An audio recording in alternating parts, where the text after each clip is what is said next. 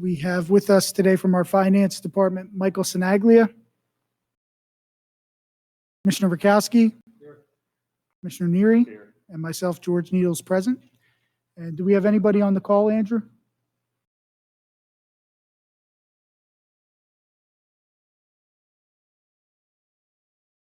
Point Commissioner Whitaker indicated she.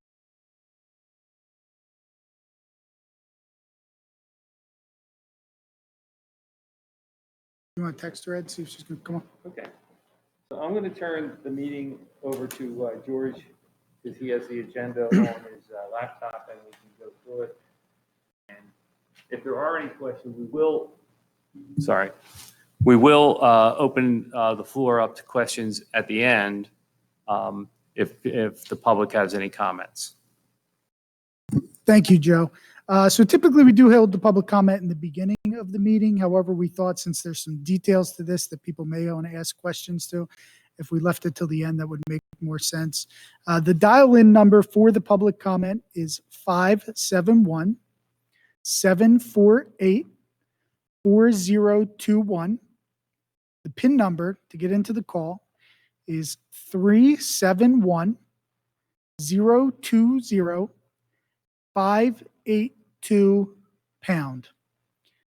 Once you're in the call during the public comment section, if you would like to speak, please press *6 to unmute your phone, state your name and your address, and you'll be given roughly 2 minutes to make your public comment. Thank you. So tonight's meeting is the budget review meeting. Typically, we hold this in August, and we go through our where we are 6 months into the year. This kind of gives us a gauge of how we financially performed through the first part of the year. Interesting times we are with, obviously, with COVID-19, and we'll touch on that tonight. But what we want to start out with is that the township has made some significant accounting changes from 2019 to 2020, and it's affecting a lot of what we're doing. So it essentially started with the purchase of a new software package. We purchased a software package called Edmunds GovTech. It's an enterprise-wide system that can actually operate and manage a lot of the functions here in the township with us. We currently have purchased the financial package, the electronic requisitions, the escrow accounting package, and the accounts receivable business licensing package. Now, in 2020 into 2021, we have also, the board had authorized the purchase of the permitting, licensing and permitting land management software. So this is all going to be fully integrated, and it's really a good thing. It allows for us to decrease the touch points for transactions, which creates more efficiencies throughout the township. 3 of the packages that we purchased, the electronic requisitions, has really helped out. It's given more transparency and helped the workflow process for requisitions. It allows us to basically get all of the departments involved in that requisition process and approval process. Escrow accounting is something that we've been working on as like a continuous improvement project for the township for a very long time. Back in 2015, we were working on this, running it off of a very, very large spreadsheet. That then transitioned to us using the bank account system through TD Bank called their Escrow Direct system. We used that for a little while. It was kind of an ad hoc system. It was good for managing the accounts. However, there was still a lot of manual labor when it came to sending out notices and preparing that information as well as paying the bills. To now Edmunds, where it's fully integrated with all of the other systems. So there's no more reimbursing of the township because bills are paid directly out of those accounts. Monthly, a escrow account statement is sent to every escrow account holder with us. And we also have a very nice feature that's able to send out notifications to people who are overdrawn on their escrow accounts, allowing the township to better reconcile those accounts. We're seeing a lot of positive effects from this. We've had quite a few individuals who had accounts with us that they had forgot about, have now requested their monies back, and we've been able to release them. So it's really cleaning that up very well. And then the last is the accounts receivables business licensing software. The business licensing software was implemented this year. It did pretty well in the first phase, but all the information is now in the system. So it's going to be really smooth 2021 business licensing process. as well as this will now help us with our use and occupancy annual. This will be collected through that licensing software. So previously that was done on like a quarterly basis. Now all that system is being put into the system and will be sent out in one shot there. The old software that we used was called Safe Choice. It was with the township for a very long time. It was server based, so it lived here at the township with us. It was very cumbersome. It was very hard to use. You had to go in and out of it to be able to get the different functions. It was a standalone accounting system, meaning it had no integration with other softwares. It had minimal safeguards, and I think the township had safeguards in place, but from a functional perspective of the software, there wasn't the safeguards that you need in modern day technology. And it only allowed for very few users. It wasn't something that we had throughout the entire township. The new Edmunds GovTech system is a cloud-based system, is relatively user-friendly. Like I said before, it's an enterprise-wide system, so we'll be able to plug and play with additional modules. It has very robust tracking features. This allows us to see who's doing what transactions when, who's approving what, as well as what projects or things associated with. We're able to account for very large projects that we're doing, understanding all of the expenses now. So for instance, in the past, we might take on a park project, and it was really easy to quantify the costs for the construction, but all those peripheral costs would kind of just get lost in our day-to-day expenses. Now we kind of track them, and we can give you a really good sense of exactly what a project cost. And it's also increased transparency. There's an app that all the commissioners have on their phones, as well as all the department heads, that allows them to see transactions related to the fields that they're in charge and responsible for. All of the department heads have access at any time to go in and look at the system, see anything that they need, any bit of information that's been put in. And all of the approval process is set up in advance so that there's certain requirements of dollar amount limits where things get bumped up to another level, items like that. So we feel like we had some really good accomplishments out of this transition. One of the main accomplishments has been we were able to transition from 24 bank accounts down to 12 bank accounts. These 12 bank accounts are set up in a much safer manner than previously. These accounts include an account that is only allowed to receive deposits, another account that is only allowed to cut checks or make ACH payments, and we also have a thing called positive pay, which means that we send a file of everything that we're paying to the bank, and the bank won't let it go out of that account unless it's on that file. So it's a lot of more safeguards, and we think that that's just prudent to managing the residents, the taxpayers' money. We transitioned to a more traditional governmental fund accounting model.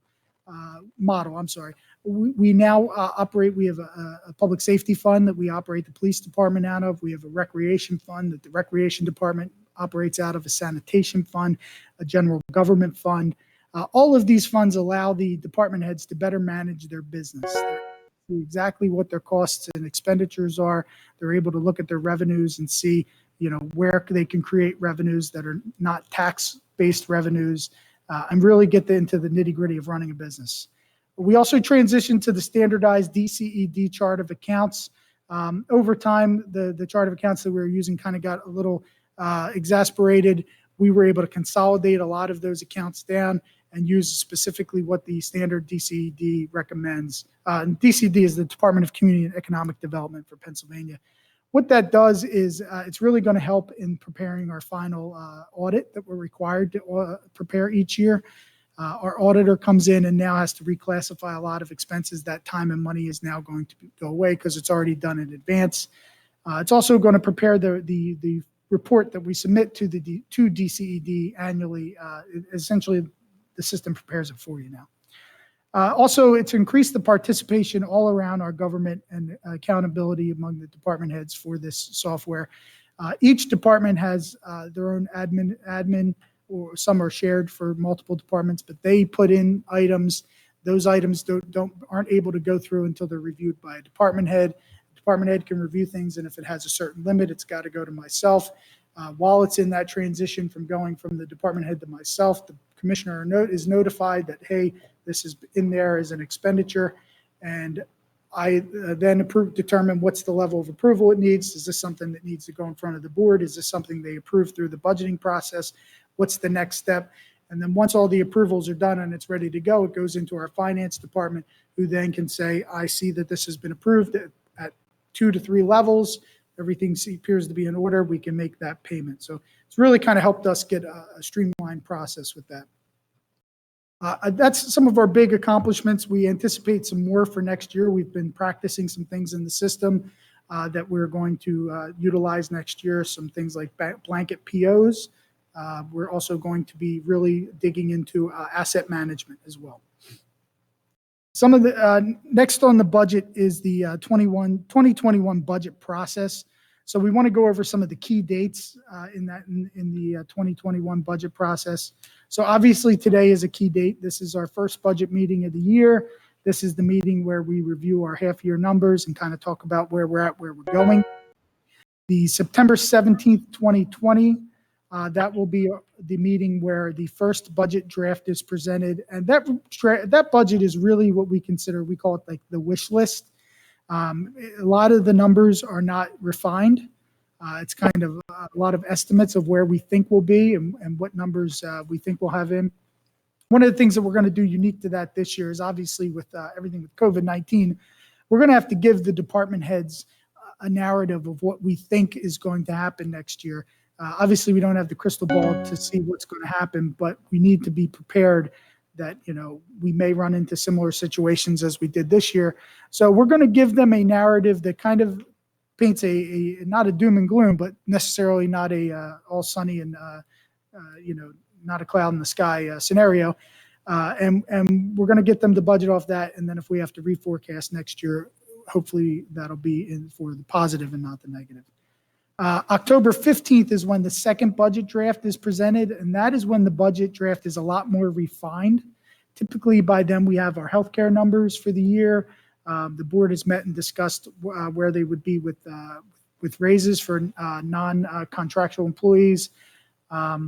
It's where they, we really know where all the requests that have come in from all the outside sources that we fund, as well as just get a good understanding of what the department heads will need to be able to operate next year. And that translates into what we're required to by law, which is to present to the board a preliminary budget for consideration. That'll be on November 5th, 2020. Once that budget is adopted, if it is adopted by the board, then we're required to advertise, which we will, that budget is here for public consumption. And then that takes us through till December 10th, 2020 for the final budget consideration. And that would also be the meeting where tax millages are set and where trash fees are set. I would be remiss if I didn't just mention the reassessment that's going on. We have gotten some preliminary numbers to see what the reassessment looks like. Those numbers will absolutely be refined, but the directive from the board is to produce a zero budget increase, zero tax increase budget, and that's what we are aiming for once again. So obviously, COVID-19 happened in 2020. We had a couple of months there in the beginning of the year where there was a lot of, I won't say the beginning of the year, the second quarter of the year, where there was some uncertainty of what was going to happen, what was going to open, what was not going to open, how were we going to be able to function. And we kind of looked at that and said we needed to make some changes in the way we operate and kind of look at how we can overcome this. So, Andrew, is this shared with the public at this time? Great. So you'll see in front of you the 2020 operating budget slide. So our 2020 operating budget included budget revenue and this is operating budget, of $13,604,218, expenses matching identical for a balanced budget. After initially when COVID-19 happened, what we did was we did some cash management procedures where we moved some money to ensure that we were liquid in case we had any expenditures at the time and we didn't know how slow revenues were going to stop. Once we kind of got a good bearings of where everything was going, we brought the department heads in and worked with them to create our first reforecast. This reforecast is being updated monthly throughout the rest of the year. It's an exercise that we go over with the department heads where we look into expenditures, line items, potential revenue sources, and we challenge them to find savings in some of these line items. And what we do is we challenge them to find savings without disrupting services. We want to make sure that service levels are as high as they can get during all this. So initially, we reforecasted that we believe the revenue is going to be down roughly $1.1 million. The majority of that comes from real estate tax, earned income tax, and a loss of bank interest. Last year, the township earned roughly about $200,000 in bank interest. And so we had anticipated to be able to do that again based off of our cash management process. However, the interest rates have significantly decreased. So at this point, we are on pace to be significantly less, more like $60,000 as opposed to $200,000. Real estate tax collections have been pretty strong throughout the first half of the year. But what we typically see after that is the collection on that last sum of money is typically rather slow. And we believe that some of it is going to be non-existent this year. So we're anticipating that to be down. And then obviously a lot of people were laid off. A lot of people were furloughed. There's going to be more furloughs and layoffs coming. So we are anticipating that our earned income tax will be down for the year based off the budget. And we anticipate to take about a $350,000 hit on earned income tax. That being said, we needed to obviously come up with a way to control expenses if we are not going to have the revenue.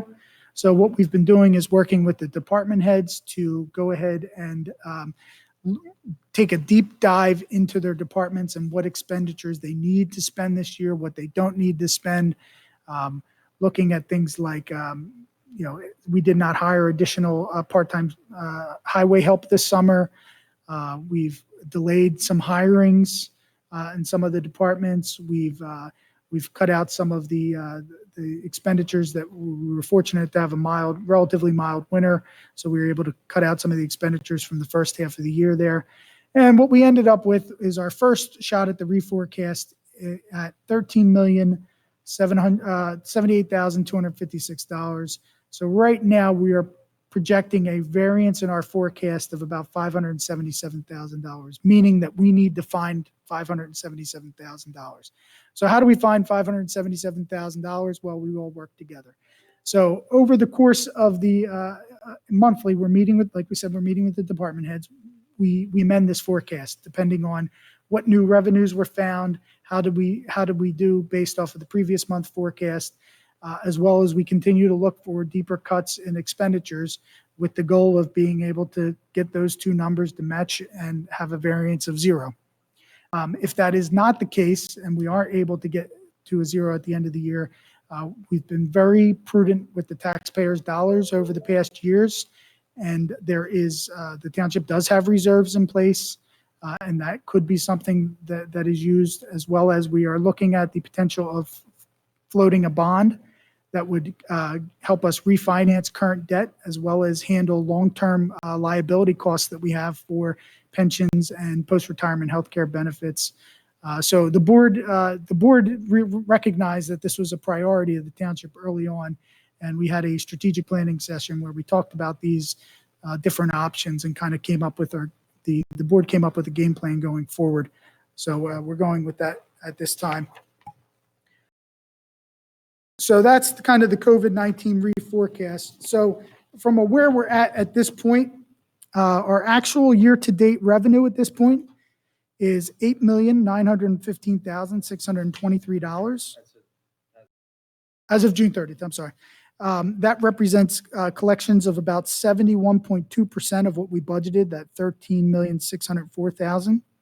And our expenditures at the same time were roughly $6,469,641, which represents roughly 52% of the budgeted expenditures at that time. So we're in a pretty good spot as of 6/30. Since then, we have been managing the finances, and I still think that we are in a pretty good spot.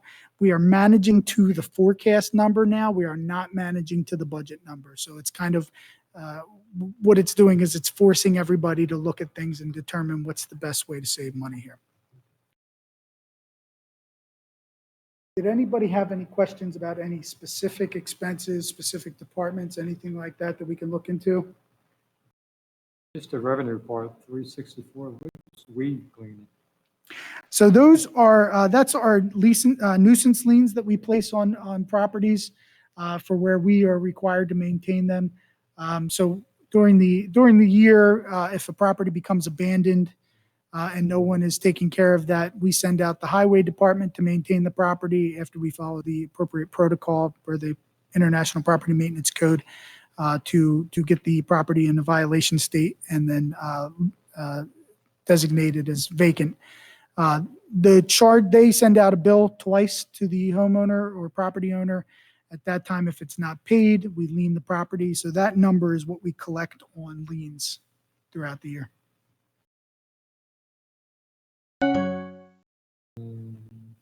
Is that tougher now because of COVID to collect because of the courts being closed too most of the time, or is it fine because of that too?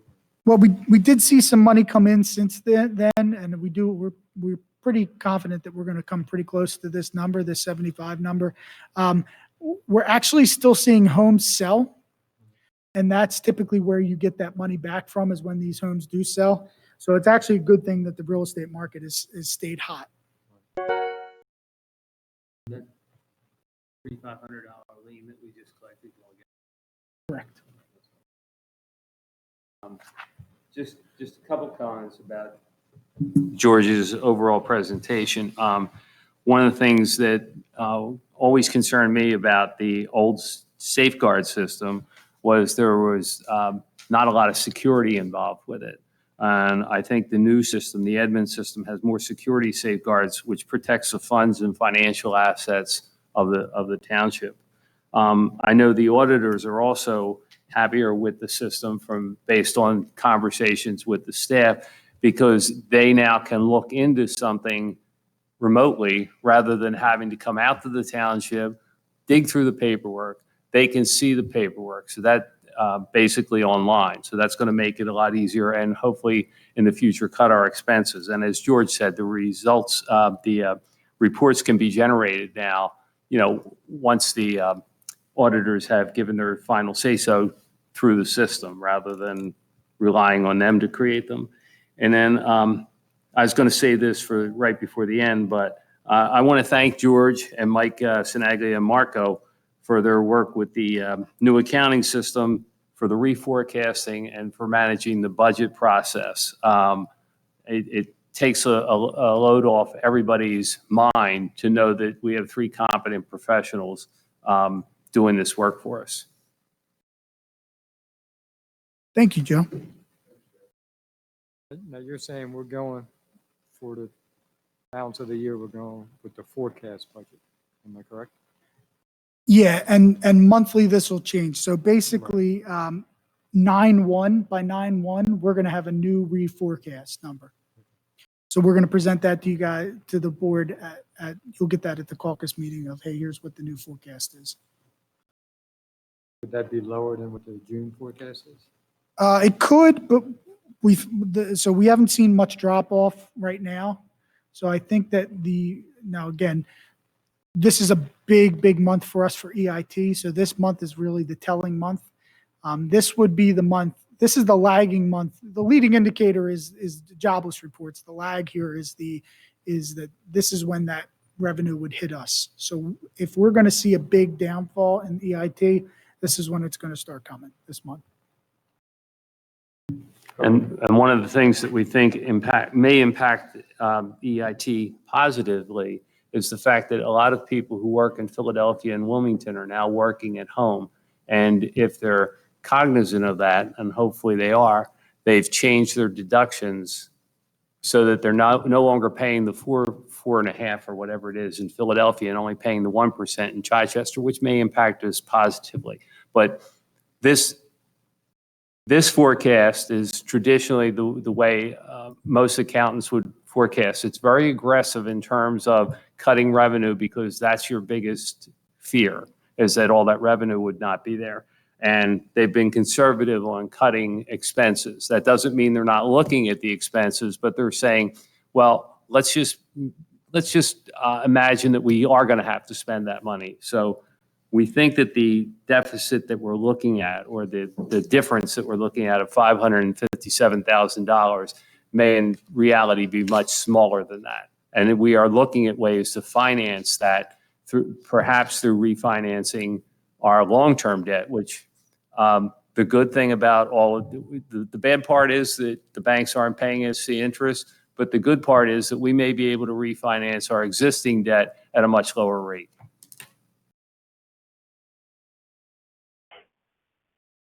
George, I'll make sure I got it right. The change amount, the reduction from 63020 in that middle column, is that part of the reductions that all the department heads took away or looked at hard on their budget beforehand? Yeah, so the top part, the revenues. Right. Typically done through Right. so, and then the bottom part is where the, those are the savings right now. Some of these Yeah, because I was looking at the fire department. I know I gave you yours. And, I mean, not that every little bit helps in everybody's department because it adds up eventually. But, I thought I had on my numbers at 24 and it shows 19. So that may forecast it in September a different number for you.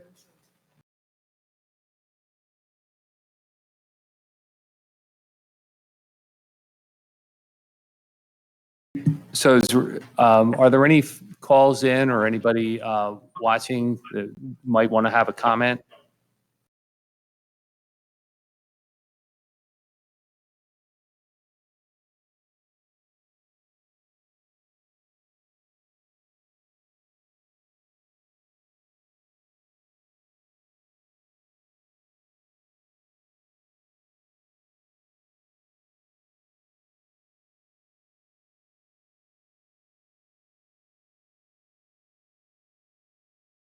If you are lucky enough to be watching us on Facebook Live right now and would like to call in public comment, our dial-in number is 571-748-4021.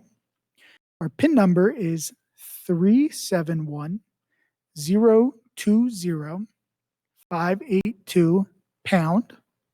Once you get on the call, if you'd like to speak, press *6 to unmute your phone, state your name, your address, and you'll be able to speak for roughly 2 minutes. Thank you.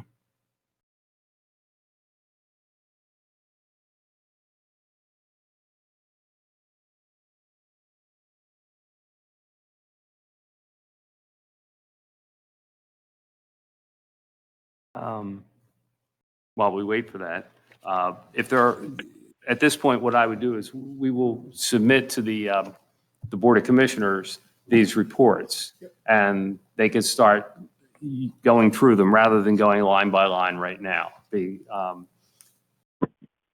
It's a somewhat a newer presentation, so I wanted to give it to people so that they can look at it. And, any questions you have, the gentleman in the office will be happy to answer.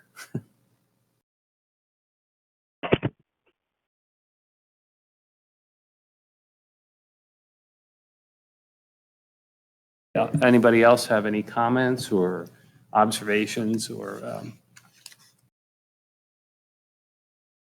I have something, but I think I could wait until our next meeting. But I really think the department's looking at the numbers is a lot better than what I actually thought, especially the real estate tax. But I would not be, I'm just putting it out there right now just to let people know how I feel. I know on my side of the budget, I did the best I can on the emergency management side and emergency side because that is very essential for the township. That I have no problem freezing my budget from 2020 to 2021 and the reduction that I already gave up. And the other part that we all did of the 24,000 will still be sufficient enough and not deficiency on the public on affecting them on anything. I think they do an outstanding job all the way around. We have volunteers, not only in the volunteer fire department, but in the emergency management. And I put it out there right now. I don't know if it's possible, but I know contractual it's not, but my opinion, and I'm only one of us, I would put a freeze on any pay increases until we actually know. And like you said, this PPP for the payroll protection, if it doesn't go any further, and I know it affects me where I work, in October, they're starting to lay off, and I think we're going to see some bad numbers if that happens, if they don't continue it for the protection, for the payroll protection, for the people to keep their job. It's going to hit us a little harder than we, hopefully not as hard and as bad as this 557. So just wanted to put it out there. We've done it in the past. This board's I've been on here for 9 years now. Joe's been on a little longer. And I think this whole board does an outstanding job at trying to keep a zero increase for everybody. And I do not think that's impossible. So I really wanted to say we're early into the game.